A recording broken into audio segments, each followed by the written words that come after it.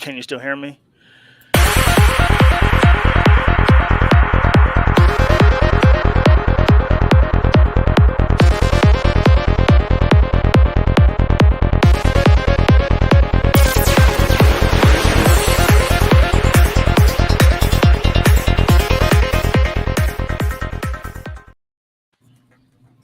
Hey, what's up, fam? Welcome to today's episode of 49 Faithfully. We're your hosts, Miriah Lee and Teran Lewis. TL, what's up? Nothing much.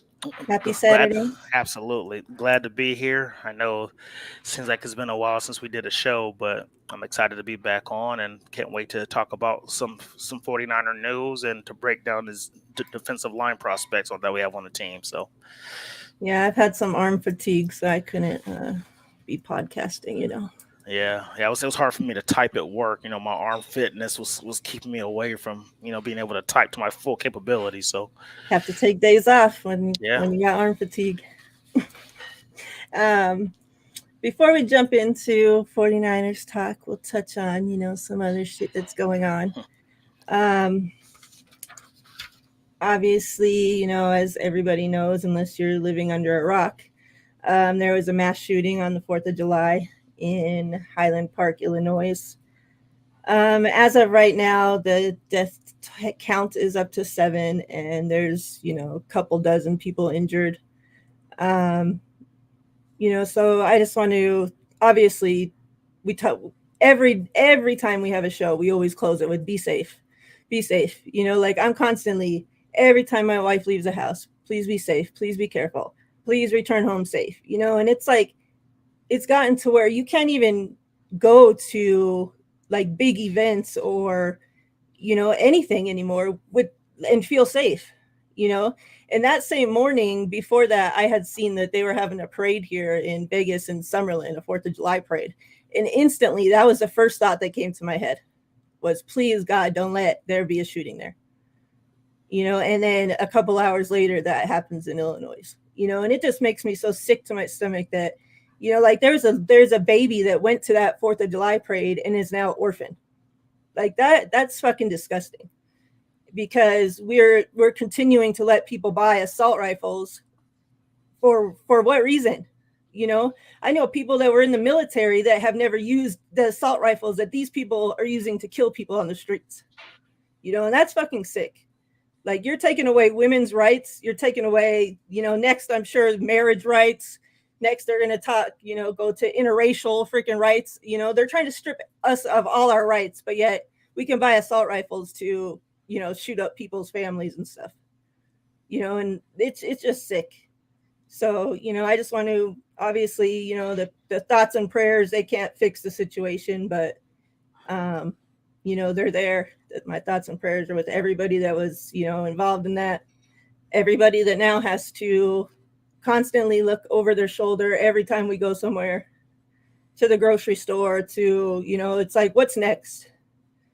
And us obviously living in Vegas, we had one of the worst mass shootings in, history. Yeah. And so like, this is something that really just, it's fucking horrible that we have to deal with this. It's terrible. I feel you on that. Is this place in Illinois? Is it a suburb of Chicago? I know it's close. Oh, well, I'm just asking because like this is the third year in a row that there's been more than 5 or 6 people killed on 4th of July weekend in Illinois. I know Chicago had it last year, and it was like, and then out of the 9 people who got killed, like there was some who were kids as well. So I don't know what's going on over there, but when they have these events, obviously there needs to be more cops involved or something like that. Like, you got to keep these people safe, because for them to have a 4th of July shooting in Illinois 3 straight years in a row, like that's not cool. Like, I mean, it's not cool anywhere, but I'm just saying it shows a pattern there. It shows that people are coming out on Independence Day and they're trying to, go out there and cause all this ruckus and stuff like that. Like once, okay, twice. But now this is the third time. Now it's just showing that it's a pattern that goes down. So yeah, it just needs to. I don't know. It's just there's something that's not adding up there in Illinois, in that city. But yeah, I mean, they did have a lot of police presence and fire firefighters on scene, and that's Yeah, why they were able to get to the scene so fast, but yeah, obviously not fast enough because he had gotten away. yeah. And and I just think I'm a big me, I'm a big advocate of guns. I was in the military. I have a few myself. I carry at all times because I don't play that. But at the same time, as much as I love guns, I think there needs to be an extensive background Yeah. along with mental health test. I think that's where the issue comes in at, because you know how it is here in Nevada. It's so easy to get a gun here in Las Vegas. If you Hmm. don't, as long as you don't have a felony, you can go into a gun store. They do a background check. You can have your gun within 1 hour. 1 hour. I go into a gun store, I get my guns that fast. Oh, you're in the Yeah. military? Oh, cool. Check my background. Oh, he's good. Here you go, Teran. Here's your gun. But you don't know my mental background. Yeah. You don't know if I'm going through something. Like, there should be more of an extensive background check to get these people these guns, because I don't feel like it's fair to blame the guns that kills people. Because to me, that's like blaming a car for car accidents. That's like blaming a pen for words that are misspelled. You know what I'm saying? It's the human element is reason why this is going down. So yeah, it's just like I said, I'm a huge advocate of guns. However, the way that some of these states go about getting them is ridiculous. Like, I don't care who you are, you should not be able to go into unless you're like already on the police force or something like that, where you have to carry a gun at all Right. times and they do the mental health testing, stuff like that is different. But somebody like you and I go into a gun store and just be like, oh yeah, I want a gun, and then within an hour I have one. That's crazy. Yeah. Yeah, And like I have a gun and I carry as well, but there's a difference between the guns that we carry and assault rifles. Like I don't think that just regular citizens on the freaking streets should be able to go and purchase assault rifles. Like there's a yeah, huge difference between assault rifles and a freaking nine and 9 millimeter millimeter. freaking hunting Yeah, rifle. Like yeah, yeah. it's just Um, crazy. Let me answer Mean's question real quick. He said he's coming to Vegas tomorrow. Well, cool. I hope you have fun, man. So for you, I think you're like, how old are you first and foremost? I know you're in like either in junior high or high school, but obviously you wanna go to like circus probably, and play, Yeah, that's what I was gonna say. play some video games, stuff like that. They have a nice little arcade in the Excalibur too, which is the castle. Um, then there's you can't go wrong on the strip anywhere that you want to eat. I'm thinking you're coming with some family, so if you guys want to eat some good restaurants, I would recommend any of the Gordon Ramsay restaurants on the strip. He does amazing. He has like 5 restaurants on the strip. If you're into seafood, he has a seafood spot at the Link.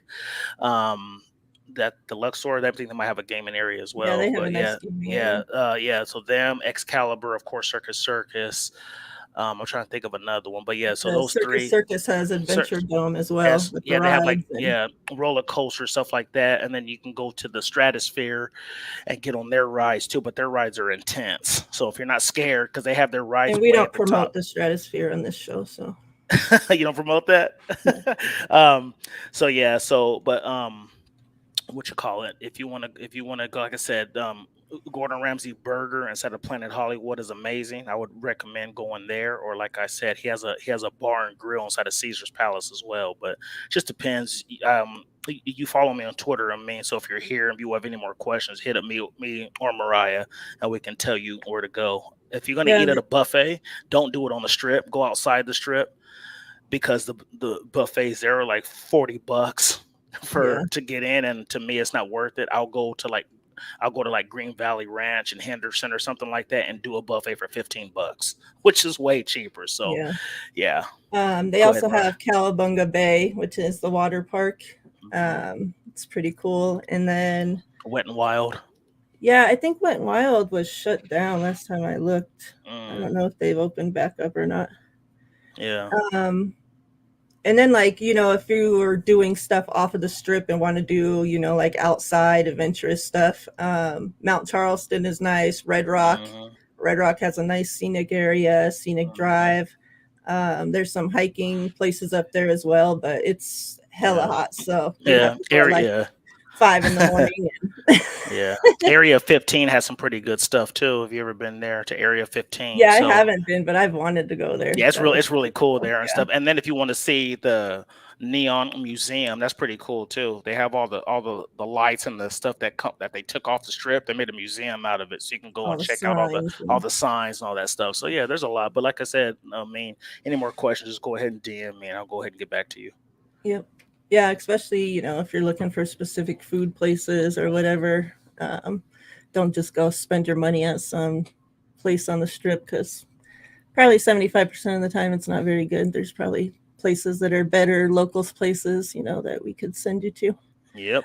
There is a pretty, I forget what it's called, but maybe I want to say at the Venetian, one of the places my wife works, Venetian or Palazzo, where they have those milkshakes with like all the kinds of different stuff in it. Like Oh they'll have yeah, like donuts and all I know kinds what of you're shit talking sticking about. out, like, so that's Isn't pretty cool. isn't it called like Sweet Factory, or I can't remember what it's called. I think I know what you're talking about though. Yeah.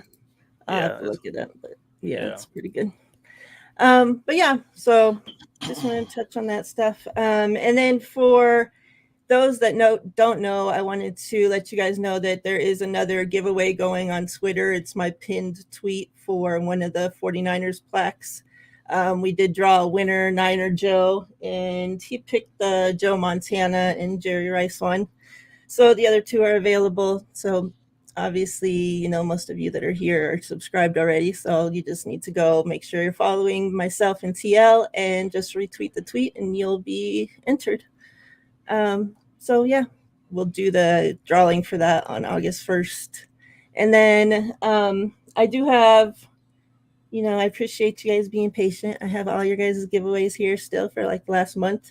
But everything will be mailed out Monday. I was really sick this week. My family scared me and told me that I had some kidney stones or something. So there's like 4 days out of this week that I didn't get out of bed. I went to the doctor and they think I had just like twisted the muscle or something in my left side. Because yeah, I have a horrible back, but most of it's on the right side. So like my back muscles and stuff like overcompensate on the left, and so it screws it all up. So hopefully that's all that is. I'm feeling a little bit better today. So, but I promise I'll get everything mailed out on Monday. I appreciate you guys being patient. But yeah, let's go ahead and get into it. Do you want to start off with the D line and then get into everything else, or Probably talk vice about versa? everything else first. Let's do vice versa. Okay. So let's start with I think it was yesterday or the day before. Dan Celio, hopefully I'm saying that right, had put out a tweet that the Tampa Bay Buccaneers were interested in trading for the 49ers ex quarterback Jimmy Garoppolo, um, that was a shock to me. Like I wasn't thinking Tampa Bay at all. Obviously, before Tom Brady, came back, we all thought, okay, well, maybe, because that was a place that just needed a quarterback. But once Tom came back, I'm like, I never thought about them trading for him again. Um, so Grant did an interview with that Dan Celio after he put out that tweet. And um, he says that he's really good friends with, what was his name? Jason Light, which is the GM of Tampa Bay. And that's where that from him he got his info, and from Don Yee, Donnie, yeah. yeah, Jimmy's and Brady's agent. So, and he also said that Jimmy started throwing 2 weeks ago. That's what Mm. Don Yee had told them, which Grant was like, well, that's news to the 49ers side. Grant's like, because we haven't heard that Jimmy even started throwing yet. So he's saying that Jimmy's been throwing for 2 weeks. He was saying that Jason Light had told him, prior to Brady coming out of retirement, that Jimmy was an option for them to go after to be the starting quarterback there. And then once, Brady came back, obviously, they talked about that, for Jimmy being the backup to Brady and then taking over for Brady once Brady's gone. So what were your thoughts when you seen that? Do you think that now this could be a real possibility? I don't know. I don't think that. honestly, I don't think they'll trade for him. I think they're just going to wait to see what the Niners do. I think they're going to wait to be like, oh, let's see if they're going to, you know, release him or whatever the case may be. But the market, I think that Baker Mayfield getting traded for what, like a fifth or whatever the case may be, kind of sets the market. So I think that's Yeah. probably what we need to expect from Jimmy. Um, I don't know. I mean, I guess maybe they don't think that Kyle Trask is up to par yet and hasn't really learned, or anything like that. Because I don't know. I mean, it's just funny to me hearing that Jimmy might be the backup for Tom Brady again. You know what I mean? Yeah. So yeah, I don't know. I think I just don't. It's hard for me to grasp people. Anybody giving up draft capital for Jimmy. If he had like 2 years left on his deal, I can see it. But the fact that it's 1 year and then you got to pay that $25 million in salary, I just don't see that Well, happening. he said that their plan is to, trade for him and then extend him, so they're not Oh, going to be okay. paying him So that. so they'll be like give him like maybe like a 2-3 year extension or Yeah, something like that. because Or they don't okay, have the money on their books to even pay him got that. you. Oh, okay. So, well, if that's the case, then yeah, I guess I can see it happening. I mean, I just hope that if a team does call in after he starts throwing and people can see it themselves, and they can say like, yeah, he's throwing, his arm looks better, whatever the case may be.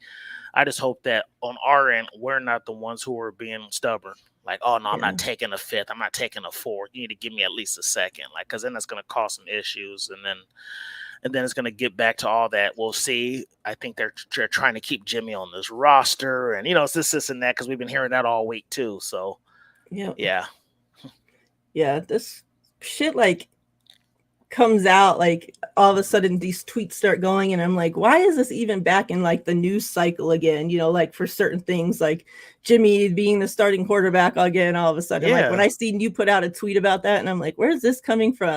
And then I'm like scrolling down further and I'm like, oh god, like this is really a thing today, like everybody yeah. woke up today and decided, oh, let's start talking about Jimmy being the starter, like, oh my god. Well, and I think that comes from one because he's still on this team, but people don't realize like, well, he's on this team because of the injury and because of Yeah, the shoulder surgery and all this other stuff. So that's one thing. And then the fact that people were sitting here saying like, oh well, the 49ers haven't committed to trade yet. Like, are they really just doing all this because they want to keep Jimmy on the team? And I'm hearing like, oh, Kyle Shanahan has buyer's remorse. Like, it's getting crazy. yeah, However, like I said, if they here's my opinion, and I get it. Like, you always want to win a trade, so I get it. You know what I mean? So Jimmy being on our team since 2017 and us trading a second for him, I think it was pretty even trade. I think we got what we got out of him. yeah, Yeah, people can say like, oh, I think at the time it was a great trade. Like, this and that. So, we've been, even though, we can sit here and people can argue about all they want. He contributed. He didn't take us. He contributed to two NFC championships and a Super Bowl. To me, I give him the respect on that aspect. He did help contribute us go there. So I feel like they need to look at it as like, okay, we got the second round value for him. So they need to go ahead and trade him. I just hope, like I said, we have a stubborn front office. I just hope it's not one of those things where they're just like, oh well, no, we traded for a second for him, so I want to get a second for him. No, like, wash your hands, get rid of him, and see what you can get. Somebody calls tomorrow and says, "Oh, I saw Jimmy throw. He looks good. I'll take you a fifth." You know, you can mess around a little bit and be like, "Okay, yeah, I'll give you a fifth. You can give me a fifth. However, let's put some stipulations in it. He starts this many games. He does this. He does whatever the case may be. yeah. So maybe it can go up to a third. You know what I mean? That's what I would do. But yeah, I just hope everything goes down. I personally don't think he's staying on this team. I know there's a lot of people. I feel like the fan base is split. Like, a lot of people think like, oh, he could possibly still be on this team next year, but I just don't see it. He's making way I too don't much really. money. He's Yeah. making way too much money. So yeah, I don't see, like, that would be the worst freaking decision that this regime has made since fucking being a part of the 49ers. Like, absolutely, absolutely. um yeah, and I think the only way we get a second, even a third, is if we're paying 27 million of Jimmy's contract. Yeah, we got to be paying the We whole had to, thing. Yep. yeah, like that's the only way a team's giving us a second round pick for Jimmy Garoppolo. Yeah. I just want to say what's up to everybody. Let me come back up here. Melissa, Tanya, Swan, Callie, Collie, John Tia, John JV, V. Yeah, we Goat the appreciate you guys Dream, every of week. course, the little goat. Yeah, I love you I don't guys, know how man. to It's always the pronounce this same name. people. Which one? Shotty, I don't know how to say that. Shotty. I don't know, Shachi. but what's up to you as well? Thank you for Yeah. joining us. I know I say this every week, you guys, but honestly, I really do appreciate all you guys. You guys are always consistent. You guys don't miss a show, and even if you do, you'll watch it later and tell us, "Hey, I saw the show. Great show." You know, all the people who are always here week in and week out. I truly do appreciate you guys, man. You guys are very loyal to our channel, so I love you guys. Yep.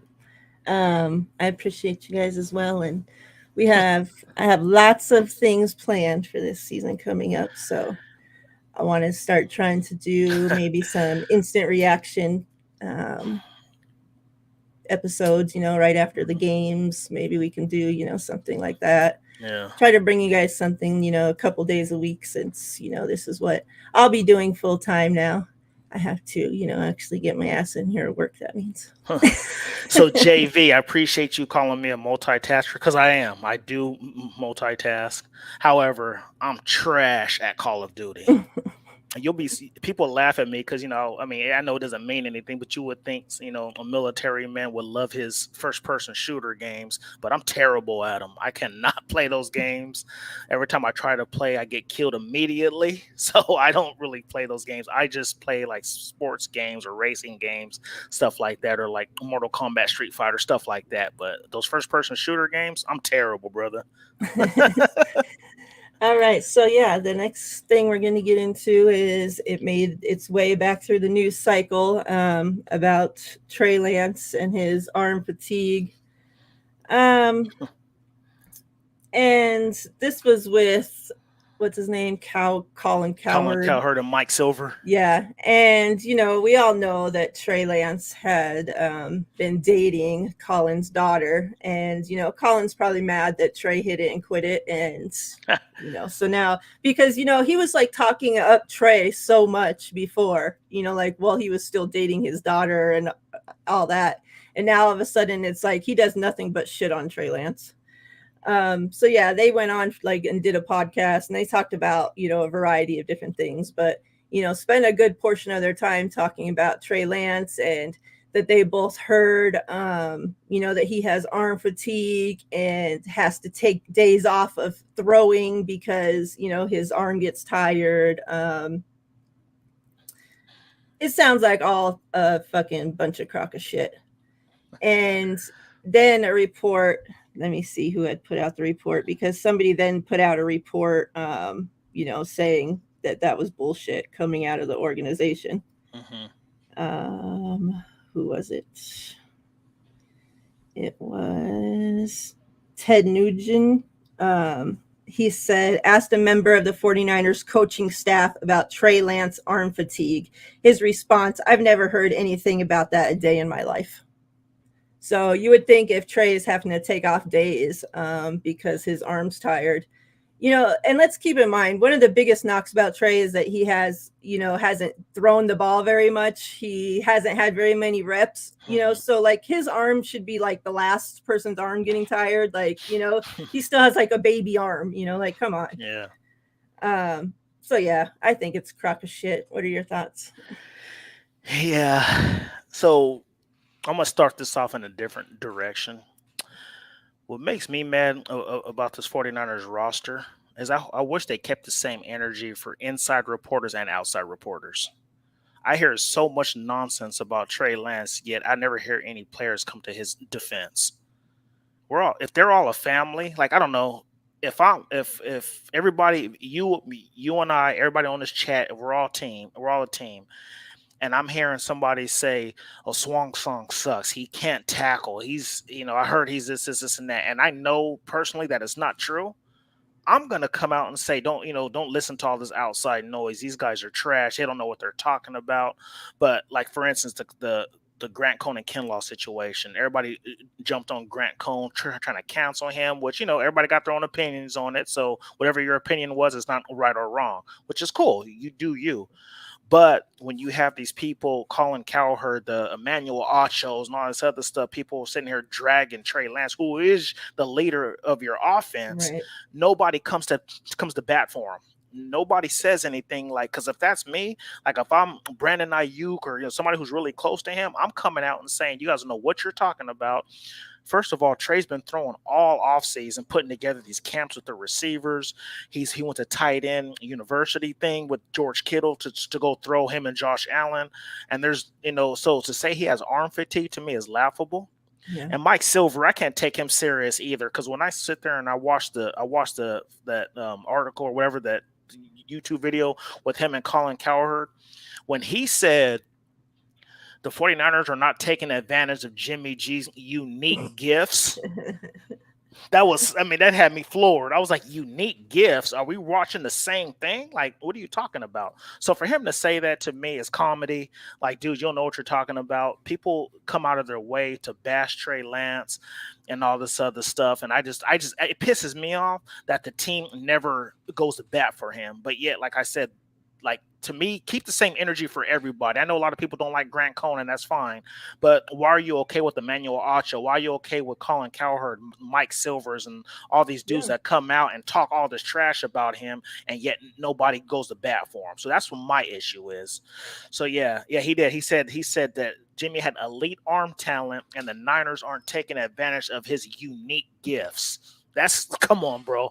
I can't take you serious with comments like that, man. So I mean, the only unique gift that you could even say he has is a quick release. That's it. Because not all quarterbacks have that. And, like, that's something I get, like, so pissed off about the Jimmy stands at, because they're like, well, Trey Lance doesn't have a quick release, and he's not ever going to. Like, that's not his game. Him. That's Jimmy's game. Like, that's all Jimmy has. That's the only unique thing that he has, because he has one of the quickest releases in the NFL, so you got to give him credit for that. And maybe, and what's sad about that though, Miriah, for him having such a quick release, this dude still throws interceptions. Yeah. So what does it matter having a quick release if you keep throwing interceptions in the same area? It's that's all these people have heard, Jimmy get talked about, praised about, is his quick release. So now they think, that's something. Like, that's all they have to say. That's all they're used to hearing, Yeah, because to me, a quick release should mean a lot less interceptions, because that means that you have the timing of the route correctly, and that you can throw, to exactly where the spot needs to be. I don't know how many times I've watched that video of all his interceptions in 2021, and out of his 12 interceptions, most of them were in the middle between the hash marks. So I don't want to hear this, oh, well, he has a quick release. It doesn't matter if you keep throwing interceptions repeatedly in the same area of the field. I think the Seahawks game was the worst I saw. He threw it right to Bobby Wagner, right to Quandre Diggs. Like, come on, like. I mean, maybe that actually helps the defense, because they know, okay, I just need to count to 2 seconds, and I know that ball's coming out. Exactly. Or whatever, after watching film, they know, okay, that ball is constantly coming out by 2.25 seconds, whatever the hell, So we just know we have to jump the route at 2 seconds flat, because the ball's going to be there at that time. Exactly. Because like I said, I don't care if you have a quick release if it's not benefiting the team. Exactly. Because when you throw 8 interceptions in the same area of the field, that means you're not learning from your mistakes. Yeah. So yeah, it's crazy. But yeah, I don't get into all this stuff. I just I get more frustrated with, like I said, with everything with the team, and it's like, I don't know. And I get it. Like, I guess, they're more, I don't know. I guess you can't. I don't know. I guess I'm just different, because I don't care who it is. Emmanuel Ocho, Colin Cowherd. If I'm Trey's teammate and I know exactly what he can do, and I'm coming after everybody. I'm getting on social media. I'm getting on Twitter. Colin Cowherd and Mike Silver are clowns. They don't know what they're talking about. I'm sitting here. I'm going to bat for my quarterback, so people know I have your back through thick and thin. Like, I'm not going to let anybody talk about you. And that's just me. That's just me as a person. Anybody on here, if it's my friend, whatever the case may be, I'm gonna go to bat for you, because that's just how I am. I don't let people talk trash about somebody, especially when it's not true. Yep. So me too. Yeah. And like Melissa said, Trey came out to defend Debo, but where's 19 problems tweet when it's Trey bashing? Thank you. That's an You excellent know? point, Melissa. Yeah. Then I wanted to show this. Says, love to be here. It's a kick-ass show. Love you guys right back. Plus, I love hearing my name from different content creators. I can barely say it myself. Okay, so I don't feel as bad, That's butchering it because hilarious. I'm like, I don't know Oh what yeah. those all those letters together are supposed to sound like. And yeah, what Melissa was saying is she talking about how like when people were questioning the character of Debo because he didn't sign that kid's autograph, Yeah, didn't Drake say something like, "Oh, you're questioning this man's character and yeah. all The this last stuff"? thing Yeah, you can question is this man's his character. character. Yeah, exactly. That's an excellent point, Melissa. Very true. Like Trey came out and defended him, but like I said, where's Debo saying, "Oh, arm fitness, you're crazy," and blah blah blah. And, I don't know. Keep the same energy for everybody who Yeah, bashes our team. Period. That's all I'm saying. yep. Hey, throwback. Yes, you're late. And no, Kali wasn't late. He's been here since the beginning, so don't be trying to drag him down with you. Exactly. You're in the dunce corner all by yourself, just trying to pull other Over here people in, snitching. freaking time out with him. Man over here snitching. Well, I know. Coley was late as well. He didn't even know that you already knew the show was coming. He didn't, and he was Boy, still that's here on dope, man. time. He's So. cracking up. He's like, we love you, brother. Don't worry. And then speaking about Debo, that's our next topic. So we'll go ahead and touch on that real quick. And yeah, I mean, it's been talked about a lot. So everybody Mhm. should know the situation. And like blew up on Twitter in a matter of freaking minutes. Um, some guy got a few seconds snippet clip of Debo turning down a boy asking for an autograph on a football. And then the boy, putting his head down and looking all disappointed, and the dad like, "Oh, it's okay, son," blah blah blah, whatever. And of course, a lot of the fan base and other fan bases jumped down Debo's throat and started calling this man everything that you could possibly think of and dragging his name. Um, and it comes out that he was at a football camp that Debo was putting on for the kids. There was 400 kids there. The kids all got a picture and an autograph photo from Debo. Obviously, it was in the contract, in the rules, everything that Debo couldn't autograph other items. And we know that that's true because even the autograph signing that we went to for the draft, Yeah.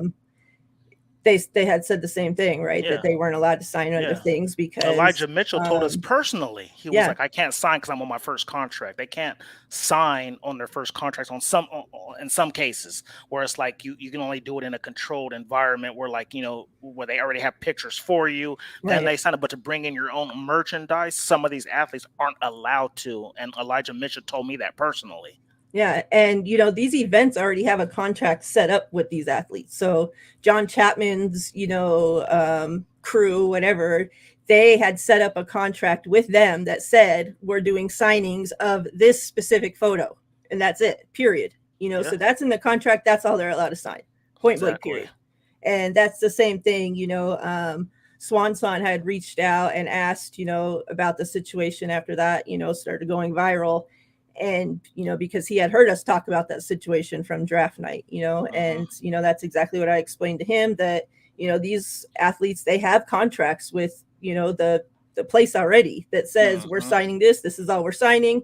Because like Debo had said, came out and, had put out a tweet and stuff. And like he said, he don't if he signs that one football, then you're gonna have all these other kids. Well, okay, what about mine? Oh, well, here's my shirt, sign this, Yeah, pulling out their underwear to freaking sign. And that's gonna take all Debo's time, like the kids are there to learn about playing wide receiver or whatever the camp's about. um so yeah, like I feel bad. Like it just seems that no matter what Debo does right now, that he just gets dragged immediately because fans are obviously upset because he requested a trade because of the contract, negotiations and everything that's going on. Um, you have to put that aside. Like you can't keep just dragging this man's name and questioning the guy's character, the guy that did nothing fucking wrong, and even him asking for a trade from your favorite football team. So what? You know, like that don't give you no right to go talk shit about this man. Like that's the thing. Like people are so quick to jump on Grant, like for, you know, talking about facts about a player, but then the next day they're jumping on Twitter and fucking talking shit about a guy's character for what? Because, you know, for something that they have no freaking clue about. It's Exactly. like people don't keep the same, you know. You got to keep the same energy. Yeah. So what were your thoughts on the whole Debo situation when you saw that? Well, the thing about it is too, if you think about Debo, he's still on his rookie contract. Yep.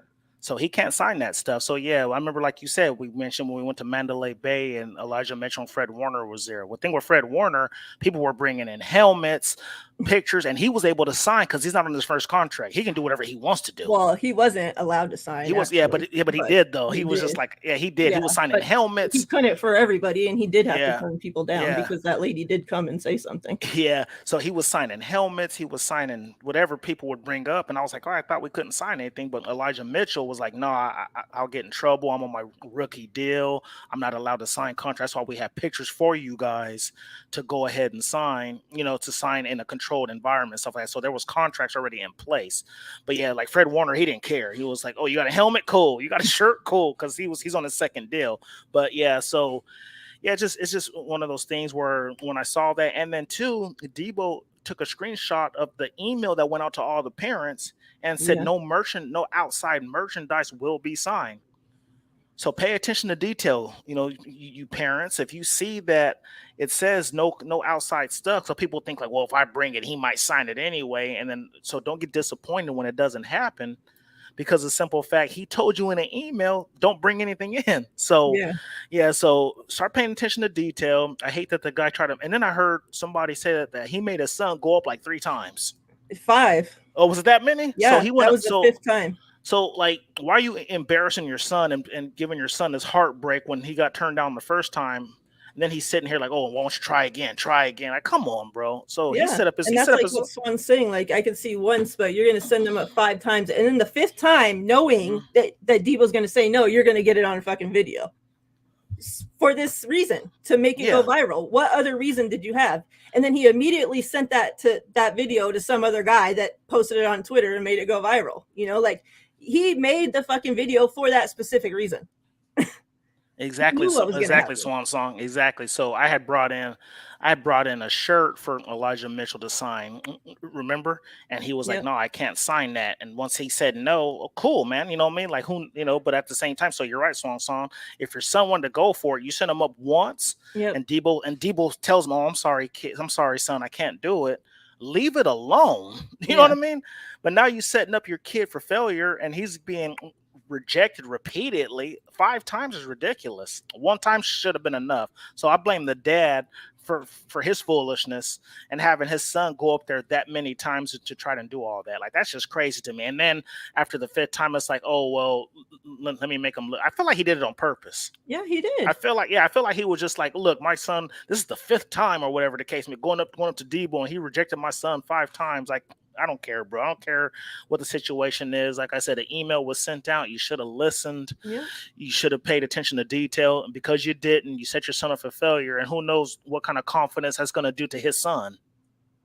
His son's going to be like, dang, like I'm not going to go up to any athlete anymore because he might tell me no. You know what I mean? It's just crazy. Like Debo's already taken the time to be there with these kids, you know. He like this is the time that Debo is supposed to be training for the season and getting ready for the season, and he's putting on camps for these kids, you know. And he gets paid and he whatever, you know, but he's still taking the time and you know putting his body out there, you know, to teach these kids and to you know be like this is in his home place, you know, like to be in the community and to do stuff with the kids, and then like you go and do shit like this, like. Yeah, that's and the crazy. thing is that 75% of the parents that put their kids out there to get autographs of shit, they're just doing it so they can go and post it on fucking eBay to sell anyway. Exactly. You know, it's like it's not like they're keeping it for the kids, like as a memory, as a this is his favorite player. Like he just couldn't resist. Like you know, he wanted Debo's signature so bad. You know, like that's his idol, whatever. No, like you're doing it for your own freaking selfish freaking reasons, you know. Yeah, that was like dumb. making the kid then, you know, like you said, then he's like feeling like, oh, I can't approach people, I can't, you know, like that's people are freaking assholes. Yeah, it was dumb. Melissa, I agree that dad's a prick setting up his kid like that to go Yeah. viral. That's just crazy to me. There's the attention seeking nowadays from people is embarrassing, to be honest. Like they'll do anything to get attention and get their 5 minutes of fame or whatever the case may be. We live in this society is sad right now. It's just I don't know. It's shameful, to be honest. Tanya, crazy. I'd be giving that look if you try to cut me in a buffet line, especially that Caesar's Palace one, because they be serving filet mignon, all that stuff at that Um, buffet. you know which one is good is the M. Is it the M? Yes, yes, The the M's the M. one that's all the way out there, right? That's like when you first get into Yeah. Vegas. Yeah, Yep. that one's bomb. Yeah, And they're they, I don't know. definitely. If you guys Yeah, come they're to good. Vegas and want to eat at a buffet, Yes. their buffet is I think the best in Vegas. And they used to serve like wine and beer, Yeah. at the buffet. I don't know if they still do, but they used to. Yep. Yep. Mariah All come right. with the heat. So, Yep. I think the only let's see, we had a couple lists, but we can touch on those at the end. These people putting out clown shit. Oh, also, I forgot that with that Trey Lance arm fatigue thing, that Benjamin Albright also had retweeted or quote tweeted Ted Nugent's tweet and put was called complete bullshit to me from a member of that staff. So he's too saying that, the 49ers told him that that's bullshit as well. Yeah. And Benjamin Albright's a big name in the NFL, Yeah, he is. so Yeah, he it's is. like, take it for what you will. I bet you though, like we take it back to the teammate thing because yeah, these reporters can say what they want. People are gonna be like, oh, he's just Yeah. trying to stick up. I guarantee you, 5 or 6 players come out and say it's BS that Trey has this arm fatigue or whatever the case may be. I bet you people will stop talking about it. Yep. Because then it's like, man, I'm hearing it from too many people. Too many players are coming out and shutting us down. You know what I mean? But it's not happening. So Yeah, it seemed like that's these why. players couldn't help themselves to run to fucking Jimmy's defense, Like, and anytime, especially Kittle, of all people, he'd always be, talking of Jimmy every chance he gets. And anytime he heard something, they'd ask something bad about Jimmy, he's like, stomping it down. And it's just like, where's that same energy? Yeah, I totally agree. Yeah, we did song. Yeah, that's what we were talking about. Yeah. Before we start off with the D line, we'll go ahead and do a giveaway. I'm going to close the show with the Jimmy Ward autographed card giveaway, so you guys have to wait a bit longer for that one. But we appreciate you guys hanging out with us till then. But we'll do a giveaway right now for just a pick from the card box, which there's still other autographs in there, but with the Jimmy Ward one, that's a for sure hit. So yeah. You see Carly's comment about the strip club buffet. Everybody put your numbers in the chat for those that are new. Put a number in the chat 1 through 100, no duplicates, and then I do a random number generator. And whoever gets the closest to the number, they get a pull from the card box. And there's all different 49ers cards in there, autographed ones, numbered, rookie cards, etc. So yeah, let's go ahead and get into the D line. We have a whole bunch of players on the team, and somebody has to go, right? Yeah. We have to get rid of some people here. So, we talked about it before the show, and as I was, doing my list before the show as well, the same thought had crossed my mind that this is one of the hardest position groups to do because it's just so stacked. Like we have so much talent that we have to get rid of somebody, like all the depth on our D line, they could easily be starters for other teams, in the league. So it's pretty crazy. So yeah, let's go ahead and jump into it. Do you want to separate it or just do it all together? Yeah, we can do it all together. You want all right. me to start it off? Or you want to start? Yeah, you start off. Okay, so as of now, looking at the depth chart for the Niners with the undrafted free agents, the rookies, and the veterans on this team, we have a total of 16 defensive linemen total, which is edge and interior. So looking at the history, we've kept 10 defensive linemen, I think the last 2 years. I wouldn't be surprised if we kept 11, but I'm just going to keep it at 10. just in case. And this is hard, like Mariah said. Like doing the corners was kind of hard as well. I mean, the secondary because we had so many corners and stuff, and then the linebackers to me was a little bit easier. But this D line issue, the trenches is going to be the hardest for defense and offense because there's so much people on the depth chart right now. So, like I mentioned, we have 16 people. We have a couple undrafted free agents. A couple guys we brought in, like John, are Alex you drunk Barrett. already? Who? John Hasty or Dwelly? What the heck? We're talking about D line, brother, and you come on with some. You come on with offense. Now I'm just playing. And not even players in the same damn position group. Hasty or Dwelly. That's hilarious. So yeah, 49ers are usually pretty loyal to their draft picks. However, it's just been some guys who came back, like the Maurice Hursts and stuff like that, who are going to be competing as well. So first, I'm gonna give you the edges I'm gonna keep, and I'll give explanations, and then I'm gonna have the D tackles I'm gonna keep, who I think is gonna get cut, and then who I think is gonna be on this practice squad. And like I said, this is hard, so don't beat me up too bad because I think I don't think honestly anybody is really wrong when they come up with this depth chart because there's so much talent. So I'm looking at this is how I got my list. I went off of because you know how John and Kyle are. They love their versatility and they love their older guys who've been in the system before. You know what I mean? Like they're gonna be like, oh, I like this guy, I like this guy. So this is what I'm gonna do here. So for edge rusher, these are my edges I feel like going to make the team. I feel like it's gonna be Nick Bosa, Kamiko Ture, Samson Ebelcom, Drake Jackson, Kerry Hyder, and Charles Omenihu. I got those six making it as edge. Uh, Charles Omenihu to me was kind of on the bubble because I was like, man, do we keep him? Do we keep Jordan Willis? But ultimately, I think, What was your list again? The six edges I'm keeping: Bosa, Ture, Ebelcom, Jackson, Hyder, and Omenihu. That's what I'm keeping for edge. Like I said, I think Omenihu stays. Even we traded from a fifth round pick last year, but I think he stays just because of the versatility over Willis, in my opinion. Like, I feel like all these other guys. I mean, obviously, Drake Jackson's their first round or their first pick in the draft. Bosa ain't going nowhere. Feel like Ture and Ebelcom is another one I thought about cutting too because of his salary. I think it's like $6.5 million this year. But I have a feeling that the way he started coming on the last second half of the season, he started doing well, and that's where most of his sacks came when they put Eric Armstead inside. So my D tackles who I'm keeping, I'm going Kinlaw, Armstead, Hassan Ridgeway, and Maurice Hurst. And Hurst he's always kind of hurt here and there and misses time and stuff. So I think that's why we keep a Minihue because he can always slide inside if need be. So those are the 10 defensive linemen I'm keeping. Once again, I'll name them off again: Edge, Bosa, Ture, Ebelcom, Drake Jackson, Kerry Hyder, and a Minihue.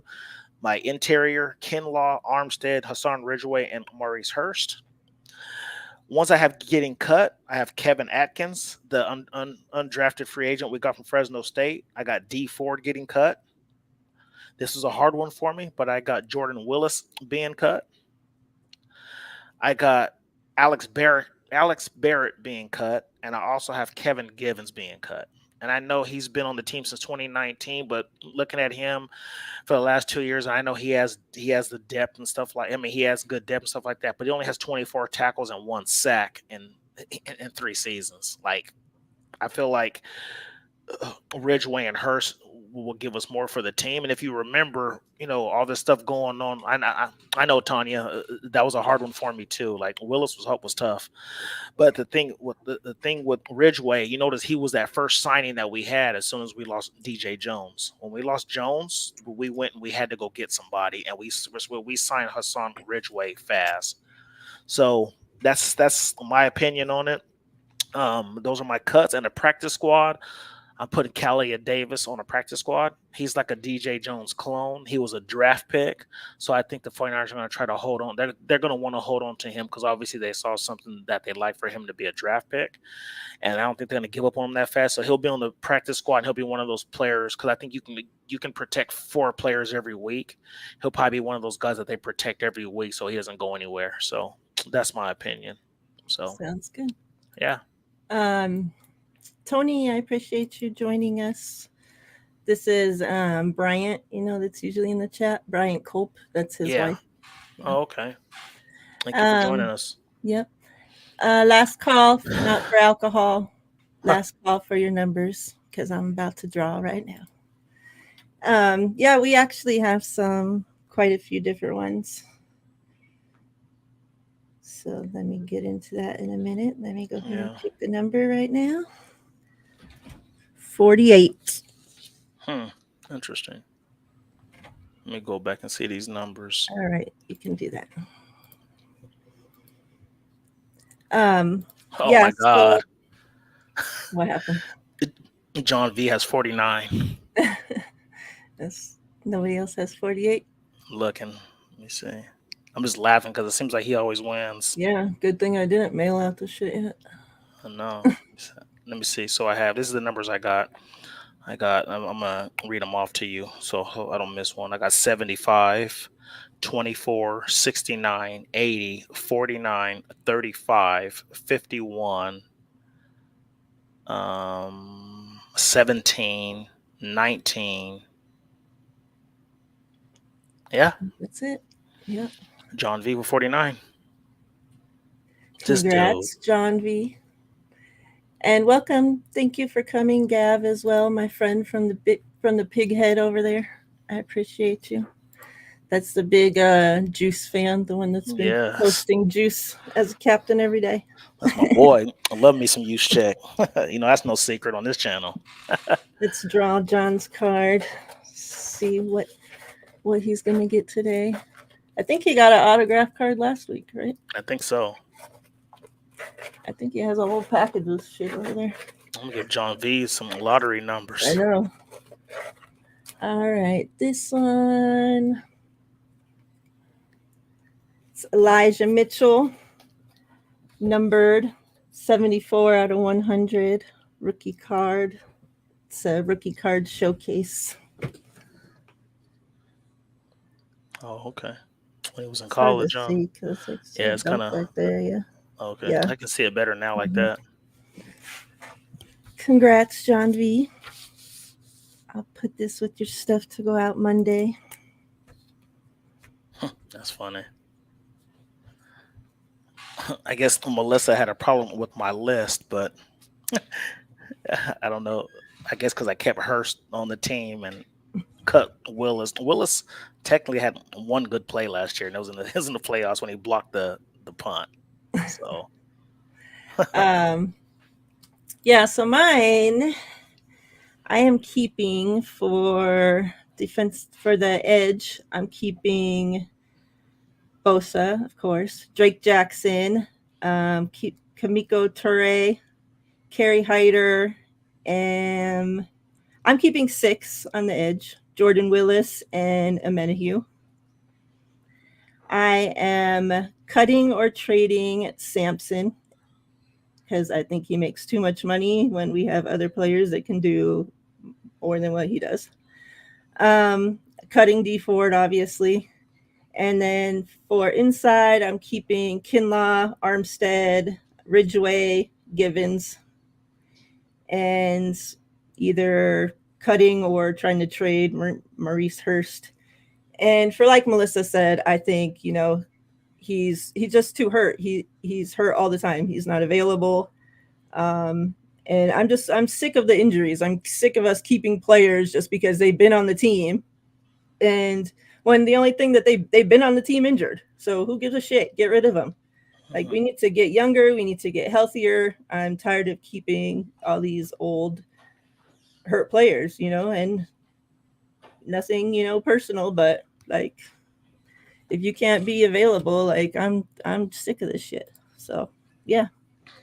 I think that on the practice squad we keep Kalia Davis and Kevin Atkins and Alex Barrett.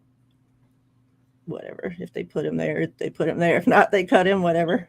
Either way. But yeah. So again, I'm keeping Drake Jackson, Kamiko Ture, Javon Kinlaw, Hassan Ridgeway, Eric Armstead, Kevin Givens, Nick Bosa, Kerry Hyder, Jordan Willis, and Amena Hugh. Nice. 6 and 4. Yeah. So we kind of got the same thing as far as six edge rushers and then four interior guys. Yeah, I was like had huge hopes, like I think it was more because the whole Sosa Bosa thing, like I thought would be cool, to be on the edge, but Yeah. like I had hella high hopes for him, but I mean, again, when we talk about the 49ers doing this with their own players, like we're taking a player that didn't even play edge.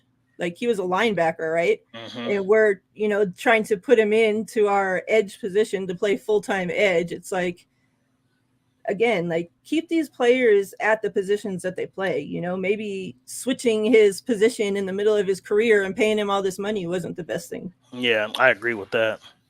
So yeah. Yeah, I feel like he didn't excel because I was the first half of the season. I was really disappointed in him. I'm just like, man, like where's his pass rush at? They paid him a decent salary, but I feel like the D line as a whole really started to get better when they moved Armstead inside permanently. When Yeah. Armstead started playing defensive tackle inside, I feel like the defensive line took off. Like, Yep, I no, agree. you got Charles Omenihu that started doing better. You started having Ebelcom. Like Ebelcom, I think the last 8 game had like 5 sacks. So you put that in a 17 game season.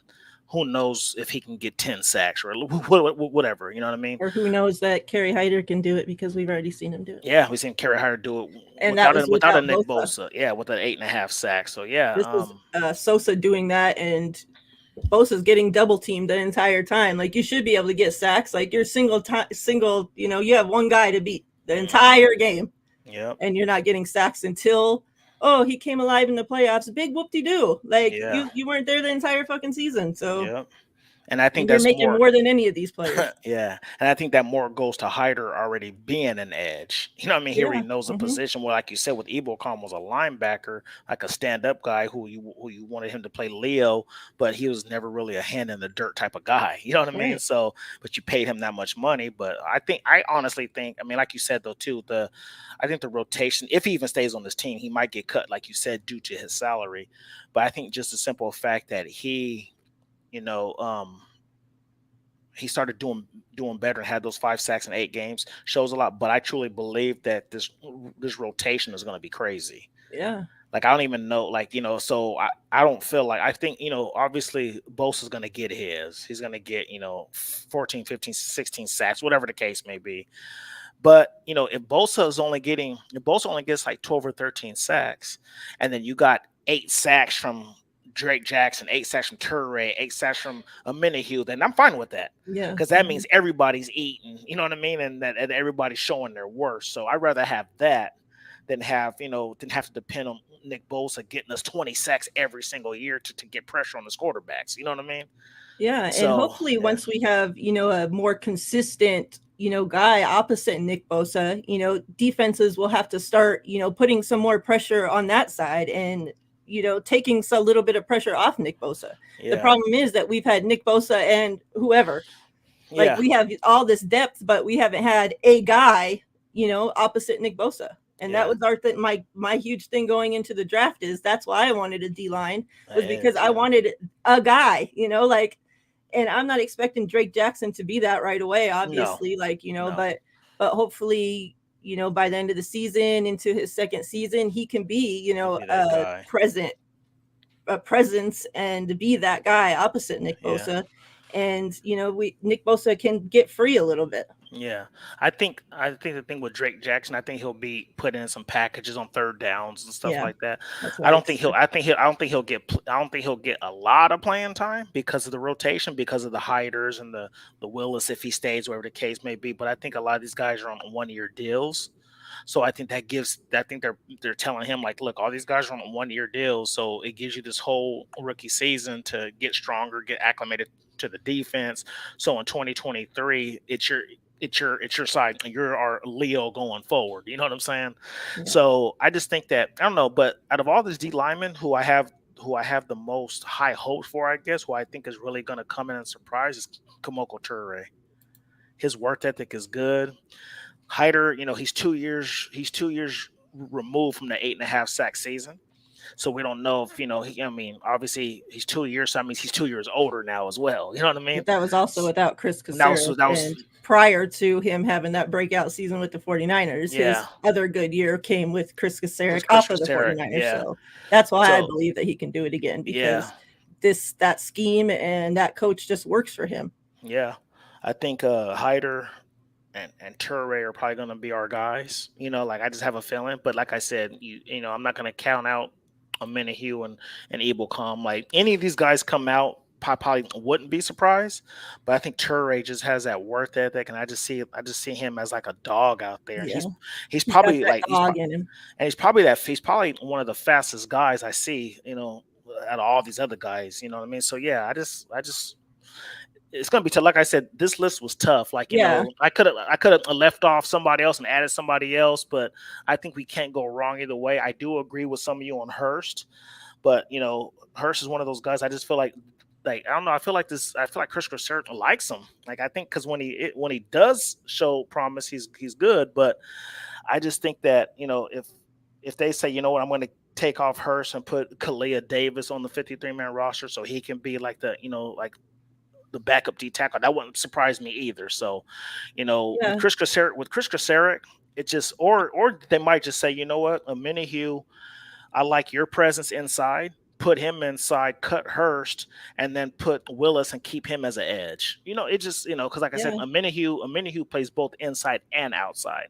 So he's gonna stay, I think, just because of his versatility. Because John Yeah. Lynch preaches that all the time. He loves people that can play inside and outside. So And he's really the main one that we have. I mean, besides Armstead, and we all agree here that we shouldn't see Armstead on the edge again. no, not at But he's all. one of the main ones on the team, that on the roster right now that can play both positions He and can. play him at a high level. So that's why I definitely think, yeah, he's making the team. Yeah.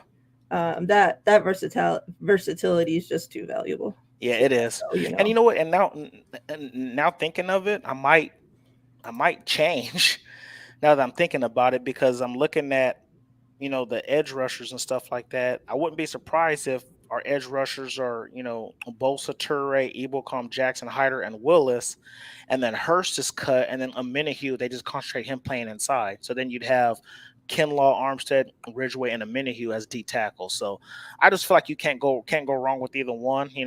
That's one position group honestly not worried about because of Kasarik. yeah. I just felt like Melissa said and a few other people, I just think Eric Armstead showed how valuable he is inside, Nope. and he should never play edge again unless they need him to. Because him inside opens things up. If we have a healthy Kinlaw with going with Armstead, that the edge rusher should be eaten because Yeah. Kinlaw's going to take on two men because he's so dang strong. He's going to take on two blockers probably automatically. So whoever's playing that Leo should be eaten because there should be no excuse, whether it's Hyder, Toure, whoever the case may be, Ebocom, there should be no excuse that they can't at least have like 10 sacks. Yeah, I mean, a lot of this D-line success relies heavily on Javon Kinlaw being healthy. Yeah, I agree. Like we desperately need him to show up this season and be healthy and be the player that we drafted in the first round. Because up to this point, like we haven't got what we should have gotten from Kinlaw to this point. No. And, with him being in there healthy, like you said, like he's just so massive and so strong that like he's going to eat up, those O linemen like nothing. So like if he's not there and healthy, like that's going to make a big change because like I was telling you before we started, I listened to an interview that Grant did with, I don't know, somebody from the Eagles. I don't know if it was a beat writer or somebody, tied to the Eagles organization. And they are saying that Hassan Ridgeway, like, not to expect, getting not even, more than 50% of the reps from him. Like he was saying, more like 30 to 40% around there. So, Hmm. like, we can't expect that he's going to be, you know, Javon Kinlaw or Oh, what for sure. Javon Kinlaw is supposed to be. So, I Hmm. think, if I think, it's going to be hard to put Kalia Davis on the practice squad unless they're able to protect him. Um, Yeah. but the And I thing think he wasn't was hurt. And he he was injured, hurt right? though. Oh, He okay. was injured. He Okay, was so injured. he's going to start the season on Pup up, probably. right? Yeah. Okay. Okay, so that makes it better, yeah. Because then hopefully once he gets healthy, if there is something, if Javon Kinlaw is not healthy at that point, or somebody else gets injured, knock on wood, but Yeah. we have him then in the wings getting healthy and hopefully can step in. Yeah. I agree with Collie too. A Minihue was why Key was expendable.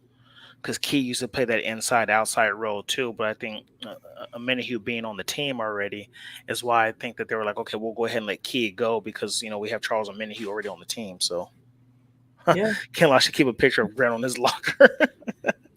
And like Tony said here, our defense should be always getting to the quarterback. Like there should be, no reason.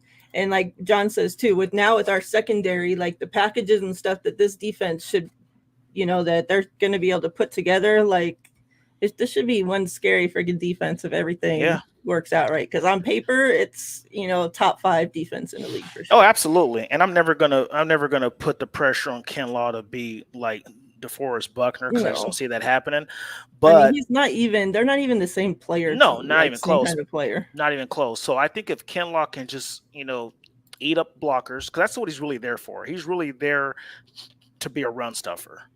But on passing downs, him being in there, I think is gonna be cool and be legit because you remember when we had DeForest Buckner there and he was getting double teamed. That's when Eric Armstead ate. Eric Armstead had 10 sacks that last year before he got his deal. You remember that? He Yeah. was killing that year. So I think that right there, just having Kinlaw, just like you said, Mariah, having Kinlaw is a key to us being dominant because him being there and being healthy is going to help us tremendously, especially against the run.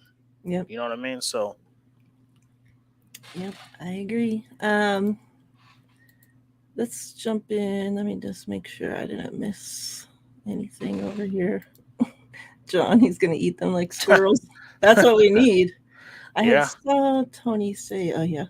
She says, let's go, Kinlaw. We see him. We know he's capable. We need him to stay strong and get it done. And yeah, yeah, like, and we know he's such a massive human. Like she's still, like when huge. I'm looking at like the videos, that Grant or whoever will post from, camp and like the videos with him next to Armstead. Like Armstead's massive, and Kinlaw looks so much bigger than Armstead. It's Yeah, like it's crazy. He like yeah, how big that guy is. Like yeah. He's not taller than Armstead, but he's just more massive. You know what I mean? Like his yeah, body yep, size is he's huge. yeah. He's like thick from freaking head to toe. Like just Yeah, like stout. Like yeah. He's a big dude. says I remember watching Kinlaw bench press 2 offensive linemen during a game. Dude is a savage. Yeah, like he is Yeah. so freaking strong, and that's what we need. We need him We to need him to just be stay kind of like healthy. our we need him to kind of be like our cowboy, like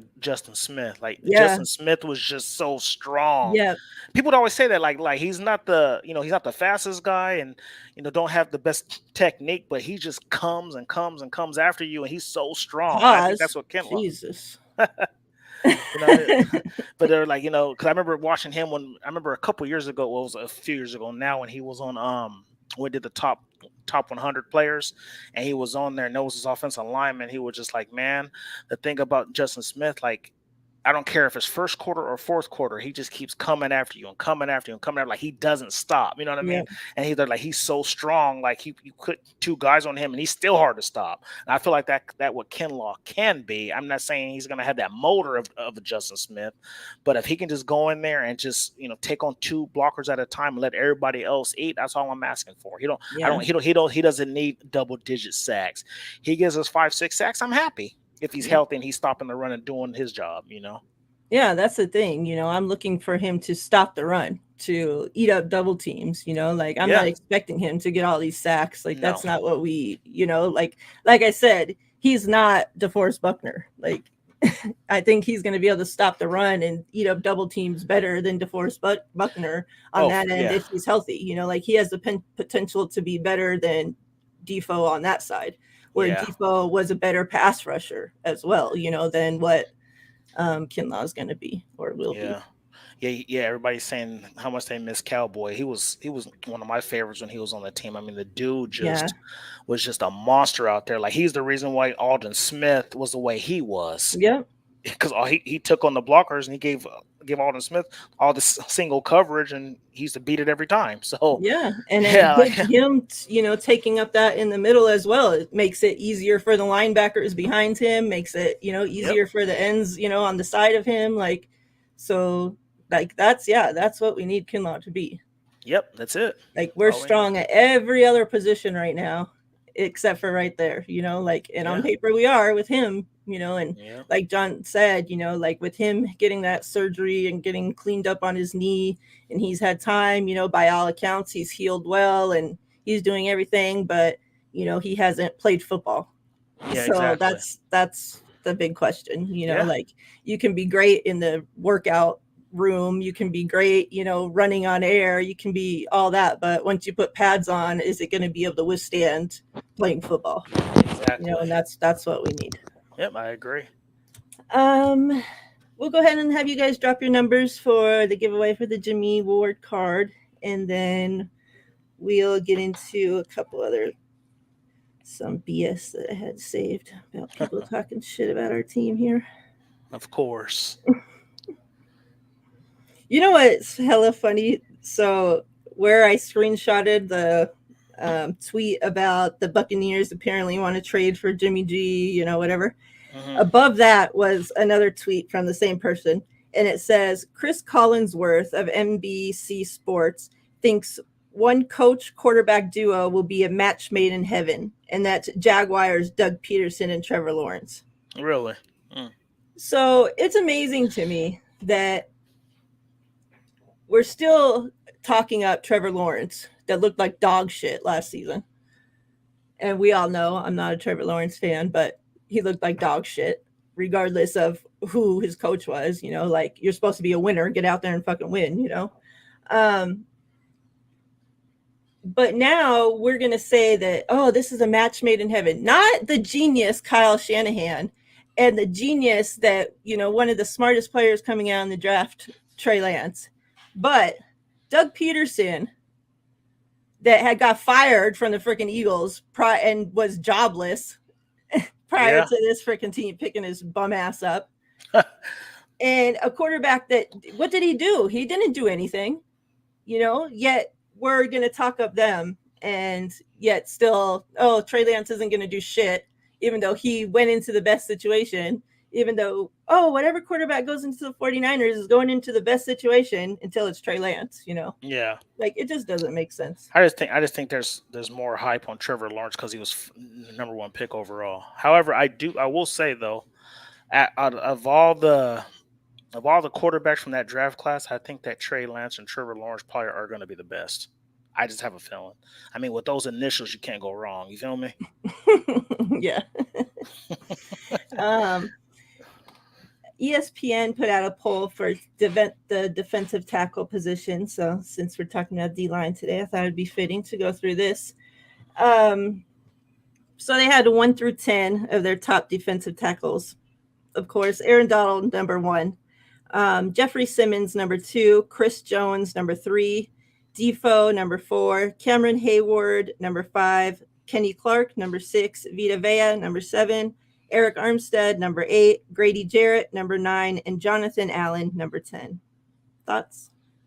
Who was? And these are D Defensive tackles. tackles. Yep. Aaron Donald, Jeffrey Simmons, Chris Jones, Defoe, Hayward, Kenny Clark, Vita Vea, Armstead at 8, Grady Jarrett, and Jonathan Allen at 10. I have no problem. I have no problem with that list. I Yeah. always said that. I always said that Eric Armstead is a top 10 top 10 to 12 defensive tackle in the league. He's not top five for sure, but I have no problem with that. Yeah, when I first saw the list, honestly, and I was reading through, like, I wasn't reading it expecting to even see one of our guys even on the list. So Mm, to see that, they did put, because I agree, probably put Armstead. I guess, you can make the argument, 8 to 12, yeah, but before I actually thought about it and I just glanced at the list, like I was thinking like, 10 to 12. So yeah, to see that they actually gave him some respect and put him at 8, that was good to see. yeah. Because we all know not all the other players get that same I'm respect. curious to see Eric Armstead 17 games at D tackle though, and then we can get a better assessment of how he played because I felt like he did well playing Yeah. inside. So Yeah. I feel like that's such a more like the most natural position for him. Like, I don't know why we had him even playing at the edge. Like it seems like yeah, I we don't just get it. wasted so many years. And yeah, I'm hoping that he has a hell of a season getting now that Hmm. he's used to the change. He's going Well, into this season preparing to play that D position, tackle, yeah. Well, you know So what's funny about it though? The year we went to the Super Bowl against Kansas City, he played majority of his time inside because we had a healthy D Ford and Bosa. yeah. He got 10 sacks. Yeah. Like I said, so I think he has it in him if he's playing against somebody who's elite. So that's why I'm gonna keep reiterating, if Javon Kinlaw is healthy, I expect a bigger year from Eric Armstead. Yeah, I wouldn't be surprised if he got like 8 to 10 sacks. Yeah. And So I'm it's nice to see that Armstead and Kinlaw are putting in work together, mhm. because their chemistry and the way they work together in that middle, because they haven't played that many snaps together in that No, position, right? yeah, So, I mean, that chemistry, that's great that they're building that and working on that because that's going to be important. absolutely. Yeah, Melissa, that was my son in the background who photobombed me right now. So I think he did it on purpose. I say um, 8 to 10, Cali, if Kinlaw's healthy. I agree. And I would say 5 to 8 if he's not. I'm sorry, I keep saying your name wrong. Collie, I think eight to See, ten. I keep saying Callie, you but I'm always sorry. yell at me. Yeah, I know. But I but hate huh? Lawrence's hair. You said who? I hate Lawrence's hair? Lawrence's hair. Oh. He said Lawrence and Huff tied for best hair. I think Huff for sure kicks his ass because Lawrence's hair. I was just thinking to myself, like, if I could just run out to that field and just shave his head real quick, I might not have to dislike him so much. Why do you hate him so much? I'm I don't curious. know. I Is just something don't about like. him or what? Yeah, like I just the vibe he gives off, the way he is, like Does the he seem like way he's everybody arrogant to you? hypes him up. Like, Uh, yeah, it's just like I don't know. I think I honestly, I'm not saying this just to be biased, but I honestly think him and Trey Lance are going to be the best quarterbacks that come out this draft class. I just have a feeling. Like, I think Trevor Lawrence has it in him to be good. But like you said too, and it's not like his weapons weren't bad. Like he had Marvin Jones, he had Laviska Shenault, like he had some decent weapons and stuff. But now that he has, and I know he's not like a top 20 receiver, but now you got Christian Kirk coming in, so he's gonna have some weapons and stuff. And then his running back will be back healthy. So we'll see how he progresses in year two. But year one, he didn't look good at all. Yeah. Everybody, if you haven't already, drop your numbers for the Jimmy Ward autograph card giveaway. Let me go back to these numbers here. All All good, and I completely understand. right. No, not you yelling at me. TL always yells at me that I say your name wrong, and then and he's then I here just freaking saying it wrong. and then I said it wrong. But I admitted to my mistake, though. I said, "Sorry, Callie, I said your name wrong." It's See, and and then you I just said, said it wrong "Well, that's again. what I'm saying. Well, that's what I'm just repeating what I Yeah, said." right. I said, "Sorry, Callie, I said your name wrong. It's Collie." So yeah, Hey, Bebop, drop your number. Doing the giveaway right now for an autographed Jimmy Ward card. Swan says he hates Trey's hair. really. Because everybody talks about like his hairline in the front, like how it's like Mm, weird, like yeah, he tried to add on like hair. yeah. I don't hate on anybody's hair because I don't have any. So I don't mind Trey's hair. Let's see. I think that was everything. I thought I had saw something I wanted to talk about, but Brian says Trevor Lawrence has really pretty hair, though. Maybe best in the league. You guys better stop it. Did you see that video of Aziz after his dual shoulder and knee surgeries? I I did did not. see it. He looks like he's moving pretty good out there. Really, I'm about to check it out. Is it on YouTube? I saw it on Twitter. I'm about to check it out. Yeah, he's like doing some like drills, like side to side cutting, and like coming back, jumping to get the ball and shit. Like he doesn't look like. I had completely forgot actually until Melissa just said about the surgeries that he just came off surgery when I was watching the video. Yeah, I remember he had. So, yeah. I remember he had surgery, but I didn't think he was out there doing that like that. I know Melissa sent me a video of Charvarius Ward, him working out. And he looks really good. I can't wait to see him play. Bebop, enter a number 1 through 100 in the chat. Just make sure it's not a number that somebody's already entered. So we have 52, 3, 17, 44, 69, 10, 80, 25. So just enter a number 1 through 100. That's not one of those numbers. And then I do a random number picker, and whoever's closest to the number will win.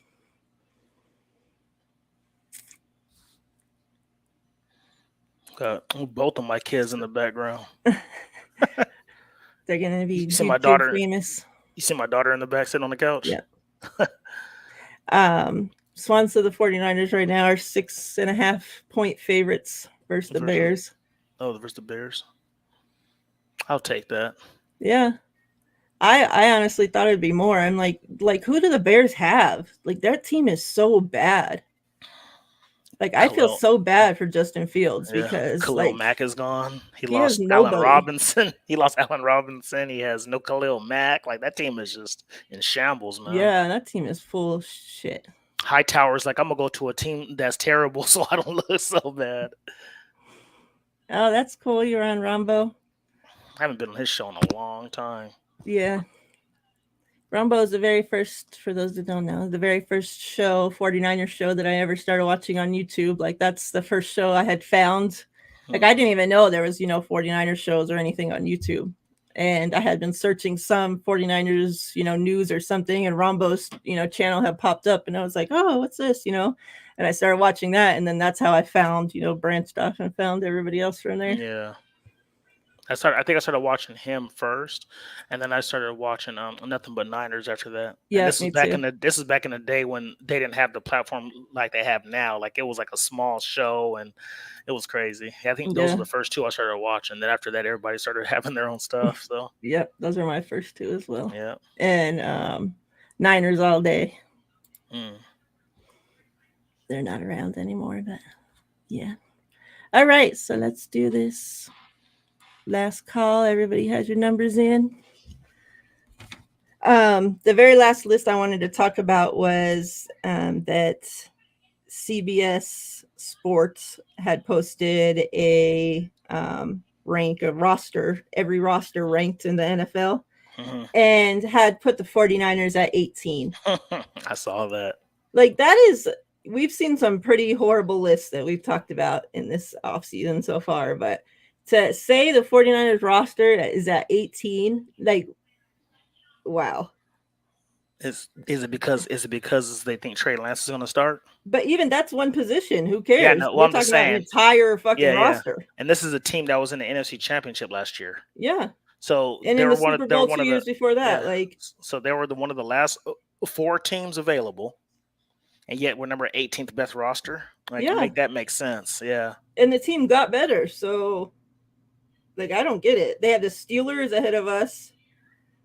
Mitchell Trubisky. Colts. Browns, Dolphins, Vikings, Raiders, Broncos, the Ravens, Eagles. The Eagles at number 9. Green Bay, Cowboys at 7.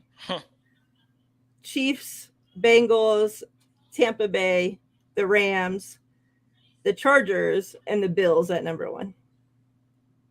I do agree with that, only that the Bills are probably the best team in football right now. Yeah, roster-wise. Yeah, roster-wise, yep. The 49ers at 18, wow. 49ers at 18 is laughable, yeah. And we just talked about, that we think the 49ers are going to have, a top 5 defense. I could argue, on paper, we have a top 3 defense right now. Yeah. And so by the defense roster alone should have us higher than freaking number 18. Oh, most definitely. And that's so that without list all the stars that we have on offense. on Like, offense. what are we Yeah. talking about here? So that list is pretty much saying we're not a playoff team. Yeah. That's what they're saying. Yeah. That's crazy. I don't either. I don't blame you. But Yeah, I don't watch all right, no more let's either. draw this number. 13. Let me see what we got here. 13. Go back and find these numbers. Lucky 13. Dang, they're back there. Dang, where are the numbers at? That must be way up there. 30, 52, 3, 17. What's the number again? 13.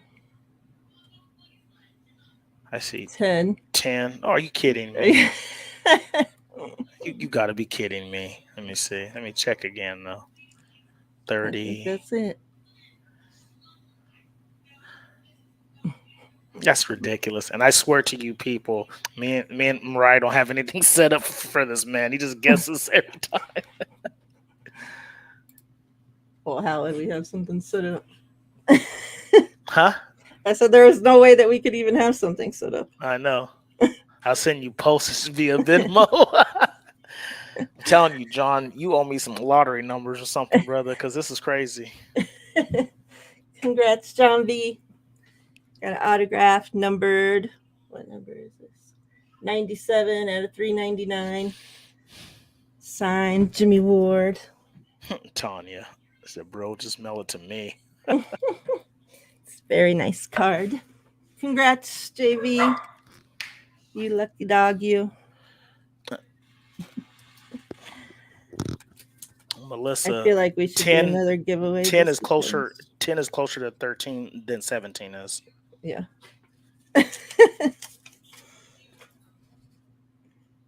It definitely is. John V's name on here. All right. For all of you that are left, go ahead and drop your numbers. I'm giving you 2 minutes. Drop your numbers in the chat. We'll do one more random giveaway since John V cleaned up on everything else. Hey, Tanya, I saw your comment about you being in town August 25th. So, yeah, if you hit me in the DMs, if you want to, maybe me and Miriah, we can meet you for dinner or lunch or something like that, you know? Joakim Noah. What's up, Pinor? John V, you can't play no more. No, I'm just playing. 1 minute. Drop your numbers. 1 through 100. Let's go. Let's go. Because I got lots of mail to do. Don't got time to talk to you people anymore. Got to mail out stuff. He says getting married at Queensridge, Tanya. That's a fancy place. Nice. That's a fancy place. And then I live probably like 5 minutes from where you're going to be staying. So I'm not going to put it out there. I wasn't going to put it out there again, but since TL already did. Well, she put it on the chat already. I never been to that. I never been to that hotel. What? Nope, I never been to Suncoast. I've been to Aliante. I've been going there since I was a little kid. What's that other one in Summerlin? Right there off of Buffalo area, I think it's called. There's another hotel. Miss Debbie. It starts with the Hi, P. Miss Debbie. Thank you for joining us. I hope you're doing wonderful. We miss you. I haven't seen you in a while. It's always a good day when Miss Debbie shows up. Mm-hmm. We can be blessed in the presence of the Queen, Miss Debbie. She's the leader of the female faithful. That's right. What's that other hotel that's pretty popular in Summerlin? I can't think of the name of it. Red Rock? No, not Red Rock. No, like I've been to Red Rock. That's another one. I can't. So I've been to Red Rock. I've been to Aliante, which is in North Vegas. I know that, but I've never been to Suncoast. Rampart. Another one. Rampart. There you go. Yeah. Yeah, Rampart that's has it. a golf course, Yeah, and that's the other one I was thinking of. Rampart. Yeah, that I, one's I nice like too. going to play there. I like it there. Hmm. It's nice. Y'all can come. My nephew wedding reception. Sure. I I hate now that the with all the inflation and stuff going up, I can't find any more $5 blackjack tables. They're all 10 and up now. Really? Yeah, where do you see some at? Because I can't find any. I mean, at a place that I don't sponsor on this channel, but Oh, at text me. Arizona Charlie's. Oh, they're $5 tables. Yeah. Oh, okay. I'm about to check that Mhm. out because even in Henderson there was this place called Joker's Wild. You ever heard of that one? Yep. They used to have $5 tables and now they're 10. Yeah. Yeah. I'll be They have cleaning. $5. I'll be cleaning up in blackjack. Like that's my thing right there. Tanya says, "Well, we do this giveaway. I'm about to draw right now, but I mean, was it Tanya? No, Tony. Tony had asked, quick thought, if we had to guess how many sacks will Bosa have this season. I think everybody else is gonna step up, so I'm gonna say he has like 15. Picking the number now. Last call, 20 seconds.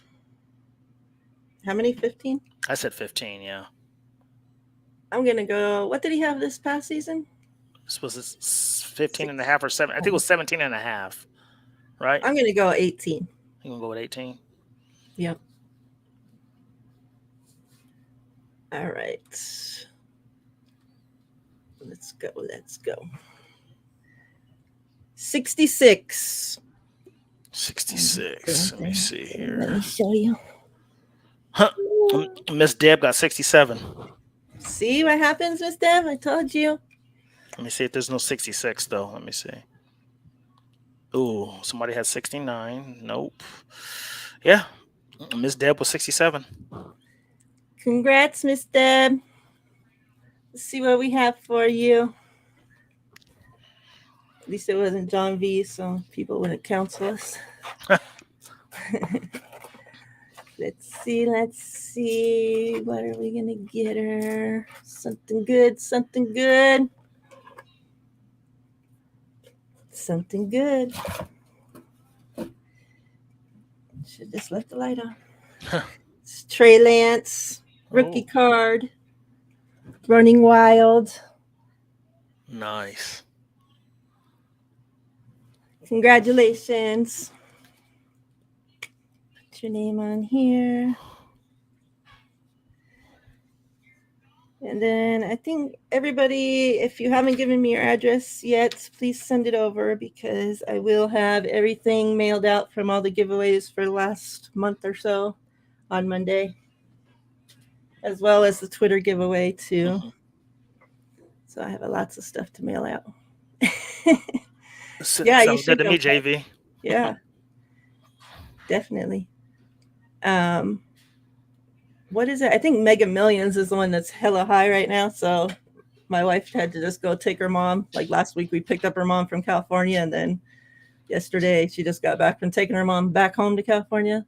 So Mega Millions draws on Friday. So both times I'm like, we got to pick that up. That's like, it's at like 500 something right now. But like, if you take the all cash option or whatever, I think it was like over 200 million you get. So Mm, I'm like, shit, I'll take the all cash. That's plenty for me. absolutely. All right, everybody. We appreciate you guys for hanging out with us for an hour and a half of your Saturday morning, afternoon. Please, everybody, stay safe out there. Yes, absolutely. Watch. You got to be paying attention to your surroundings more than ever. Make sure you're Keep your checking where your Yep. exits are at all times. And And keep your head on the swivel for sure. yep, I want all of you guys back here next week. I want you guys all safe and sound. So please keep safe. We appreciate you guys. We love you guys. Absolutely. See you next week, fam. Yep.